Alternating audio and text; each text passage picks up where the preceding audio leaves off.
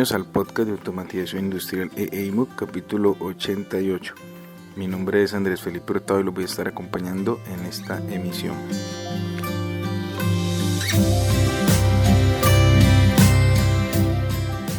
Y vamos con noticias. ¿Qué está pasando por mi plataforma de entrenamiento eeymuc.com? Esa es la página. Recuerden que ahí pueden encontrar un conjunto de tutoriales y diplomados dedicados exclusivamente a fortalecer competencias de la industria 4.0 y las comunicaciones industriales. Estoy agregando contenido a mi curso de El Variador Danfoss, comunicado empleando el protocolo Modbus RTU. Entonces he agregado nuevos tutoriales actualizando algunas configuraciones con el fin de ampliar las implementaciones del protocolo Modbus RTU en distintas funcionalidades con este variador. Entonces ya saben, pueden visitar mi página web www.eeymuc.com y ver el contenido de este curso y evidentemente de todos los demás cursos que tengo en la plataforma.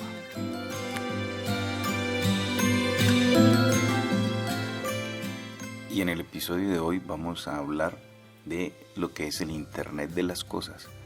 Quiero realizar un conjunto de podcasts que nos permitan crear una base de conceptos y definiciones con el objetivo de poder llevar una línea de información hasta el punto de ver implementaciones exclusivamente para la industria y entender el porqué de las arquitecturas y las estructuras de ingeniería de estas tecnologías.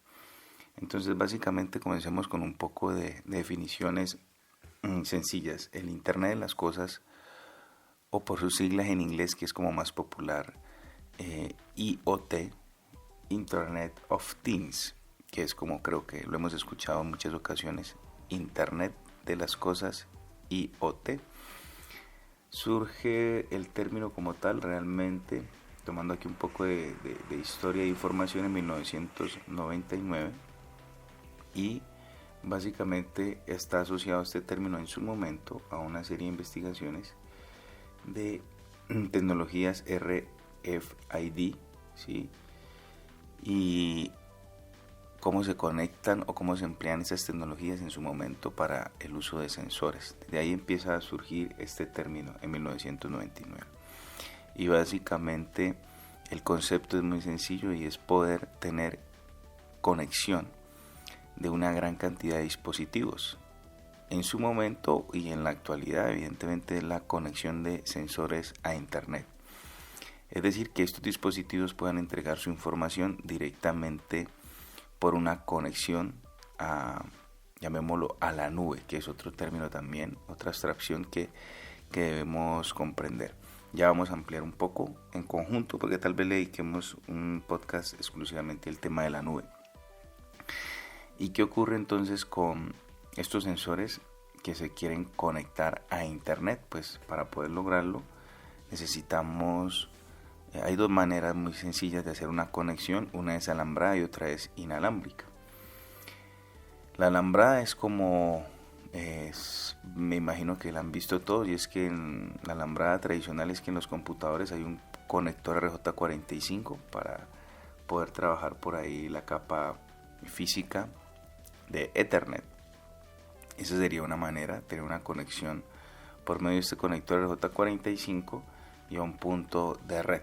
Y ahí tendríamos la posibilidad de que cualquier dispositivo tenga conexión a Internet, siempre y cuando ese punto de red pues tenga salida a Internet. Y la otra opción es tener una conexión inalámbrica, es decir, que estaríamos usando enlaces de radio. Normalmente nosotros afuera, no tan de ingeniería, el concepto de estos enlaces de radio lo conocemos como el Wi-Fi. Y el Wi-Fi, que es el 802.11, por no ampliar un poco más allá en detalle, quiero que entendamos los conceptos más a nivel global. Y entonces esta conexión inalámbrica sería con un enlace de radio en un estándar de frecuencia habitual. Habitual es una frecuencia de 2.4 GHz, ¿listo? Y esa sería una opción. También podría utilizarse el mismo Bluetooth, si hay algún dispositivo gateway que reciba esa señal de Bluetooth, que también es un enlace de radio, y luego ese gateway dispositivo pues tenga la posibilidad de llevarme hacia internet.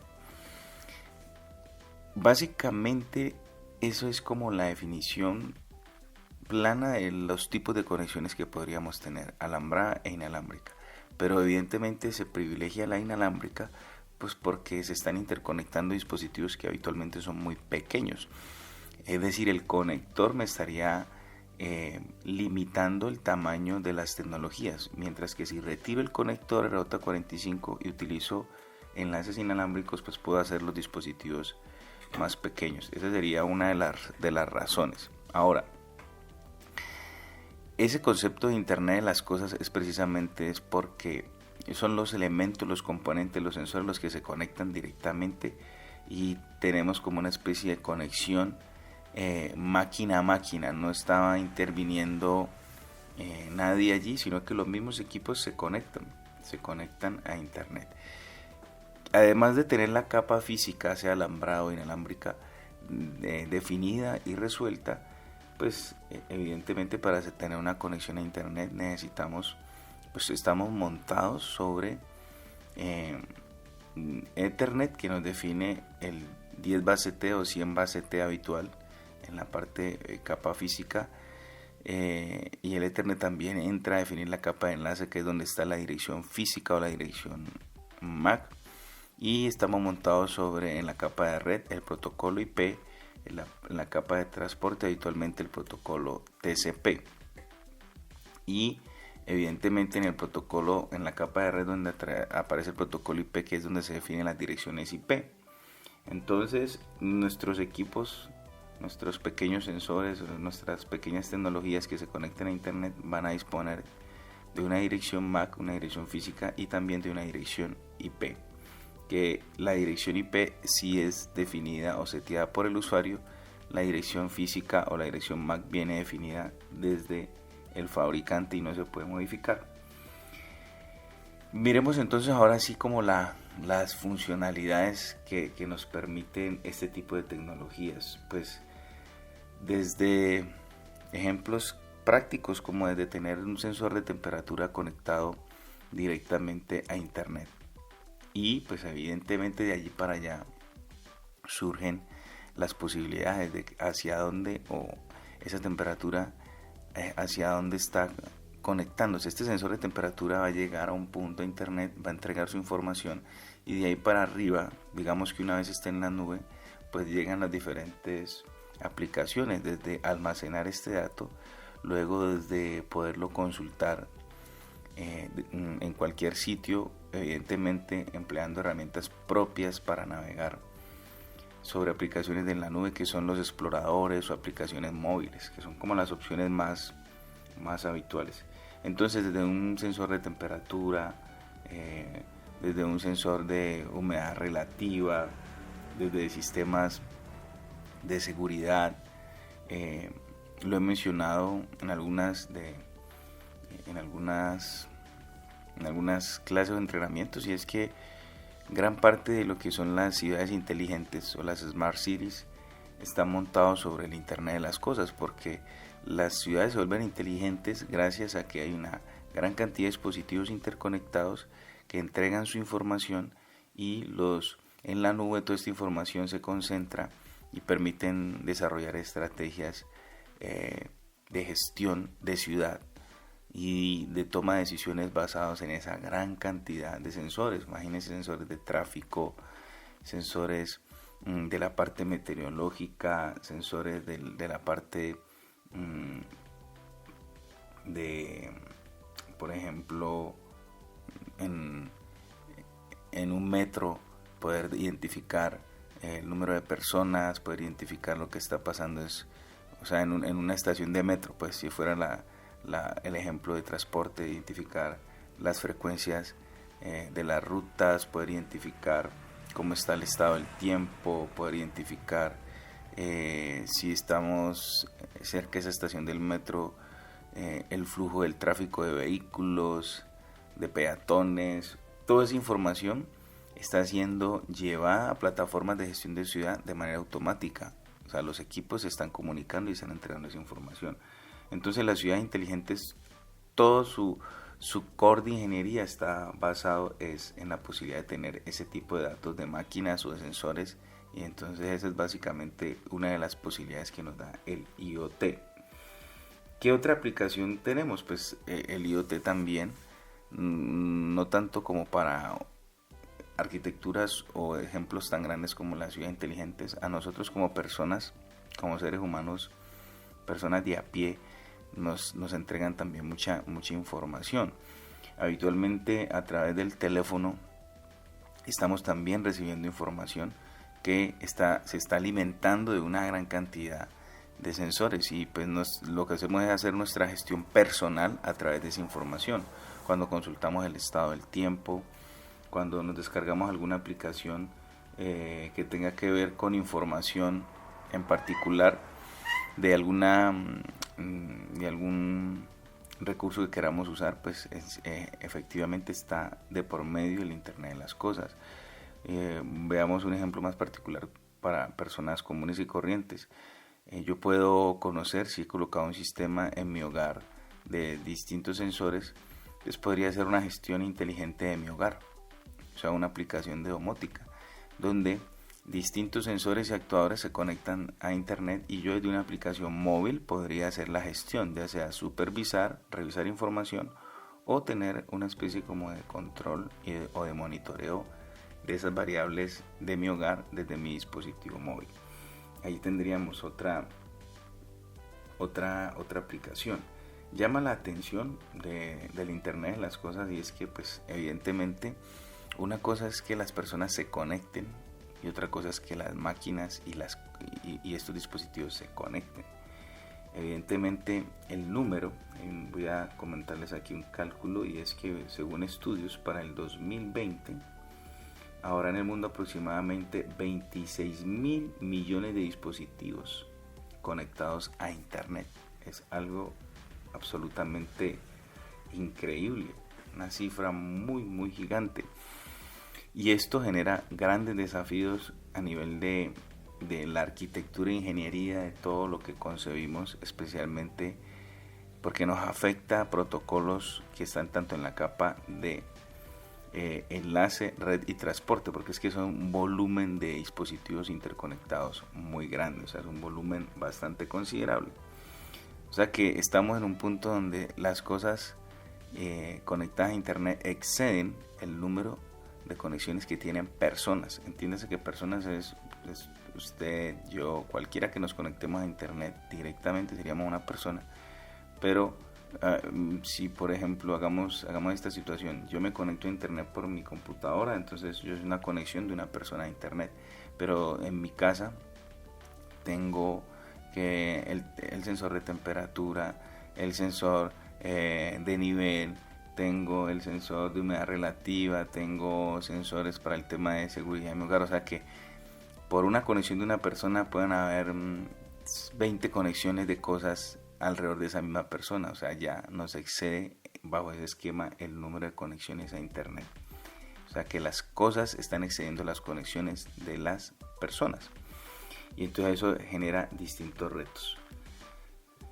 Distintos retos dentro de las direcciones. Ya les decía que una de las capas del modelo OSI afectados es la capa de red. Nosotros en la capa de red estamos utilizando el IP versión 4, y tendríamos ¿qué pasa con eso? Se nos están acabando las direcciones IP, y evidentemente esto nos lleva a tener una solución, y es poder usar el protocolo IP en la versión 6 para tener un conjunto amplio de direcciones y que no se nos vayan a acabar las direcciones IP. Eso es realmente la situación que debemos subsanar a nivel de ingeniería bajo este esquema. Otro aspecto importante por mencionar del IoT es la posibilidad de que, como son dispositivos muy pequeños que están entregando su información y que pueden estar ubicados en partes de difícil acceso al tema de la energía. Otro aspecto importante o a resaltar normalmente del IoT es que este tipo de tecnologías o de equipos o de hardware son de bajo consumo de energía. están diseñados para que puedan ubicarse en puntos, si es el caso, donde no dependan directamente de una conexión permanente a la energía. Entonces estas tecnologías tienen una filosofía de bajo consumo y su esquema de trabajo está precisamente basado en eso, que sean bajo consumo, de que por ejemplo no estén permanentemente conectadas, sino que cuando necesiten entregar cierta información es que se conectan y lo hacen. Esa frecuencia de conexión puede ser muy baja dependiendo de la aplicación, pero esa es como la filosofía. Para que lo tengamos claro, porque cuando estemos viendo el tema de industria van a haber distintas, vamos a hacer un paralelo, un símil. Entonces un bajo consumo de potencia, los dispositivos son muy pequeños, o sea, son pequeños, normalmente basados en tecnologías y en hardware embebidos. Nosotros conocemos de primera mano y es muy popular el tema del Arduino, que son tarjetas pequeñas, sistemas embebidos. Entonces hagan de cuenta que son este mismo modelo con distintos chips muy pequeños de bajo consumo que pueden funcionar con una batería muy pequeña. No necesariamente tienen que estar siempre conectados a un toma corriente, sino que pueden tener sistemas de respaldo, baterías que puedan darles esa independencia de la conexión a la energía, a la red eléctrica. Bueno, ya hemos hecho pues un panorama de lo que es el Internet de las cosas, y en la cultura popular es muy habitual que nosotros estemos cercanos a este modelo, estemos muy cercanos a este modelo. Voy a dar el último ejemplo para cerrar, para que se den cuenta de este tipo de esquema. O sea, si me coloco normalmente cuando uno hace deporte, ahorita está muy de moda, o así no haga deporte, estos relojes que te monitorean que el ritmo cardíaco, te monitorean, están monitoreando a la vez, por ejemplo, tienen sensores como acelerómetros, giroscopios, mejor dicho, una gran cantidad pueden medir hasta variables como temperatura. Entonces, a través de una múltiple cantidad de sensores que tienen estos relojes, ahí hay un ejemplo de cómo estos elementos están monitoreando, me monitorean mis variables. En algún momento esas variables, ellos buscan la forma de interconectarse, de sincronizarse y luego llegar a la nube, y ahí también tenemos otro ejemplo. Por lo tanto, miren que el Internet de las cosas, estamos rodeados de situaciones o de ingeniería o arquitecturas ligadas al Internet de las cosas. Es muy habitual ya para nosotros, es muy transparente, así no entendamos qué significa, lo estamos viviendo. Y con esto quiero pues que me comenten, me digan, los invito a que me dejen en los comentarios qué tipo de tecnologías creen que están asociadas al Internet de las cosas, que tengan muy cercana a ustedes. Pueden dejar sus comentarios en cualquiera de las plataformas en las que se emite este podcast: iVoox, Spreaker, Spotify, Apple Podcast, o visitando mi página web www.eymuc.com. En el formulario de contacto me pueden hacer ese aporte pues a la comunidad. Yo tal vez más adelante en el otro episodio tome sus ejemplos para ilustrar lo que vamos a tener, una serie de capítulos dedicados a distintos aspectos de IoT normal y también del IoT para la industria. O también me pueden dejar comentarios. Este podcast se está subiendo a mi canal de YouTube, entonces en la sección del video podcast, allí en la parte de abajo pueden dejar su participación. Los dejo con un saludo. Les deseo lo mejor para este martes 10 de septiembre de 2019. Un abrazo, chao.